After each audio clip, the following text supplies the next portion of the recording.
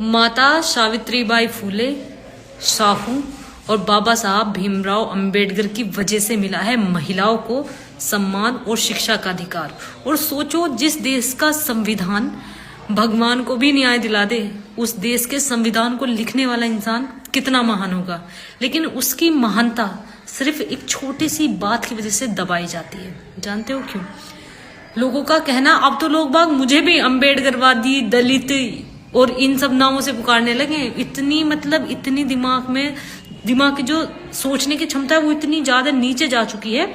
ये भूल जा रहे हैं कि जब इतने बड़े बड़े काम कोई भी कर सकता है, उसमें उसकी जाति नहीं देखी जाती। तो तुम सिर्फ एक इतनी सी बात को कि संविधान एक दलित इंसान ने लिखा है, तुम उस सच्चाई को स्वीकारने पे बिल्कुल अलग हट चुके हो। और तुम्हें जो अगर किसी ने अपने मुंह से 2 शब्द निकाल दिया ना, तुम उसका भी विरोध करते हो।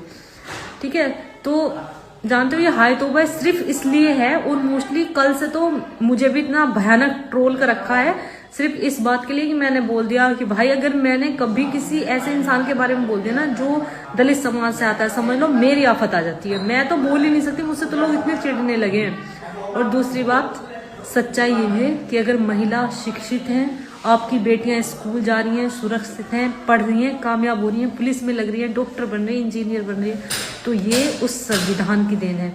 और सिर्फ इतनी सी चीज को लेकर कि वो एक जाति उससे आता था, इस चीज को तुम एक्सेप्ट नहीं कर रहे हो। अगर यही संविधान किसी और जाति के इंसान ने लिखा होता ना, सच में बता रही, तुम उसके नाम के मंदिर बनवा देते अब तक। पर नहीं, तुम्हें सच्चाई समझ में नहीं आती और तुम सच को समझने के बजाय जो सच बोलता है ना, उसे और ट्रोल करते हो।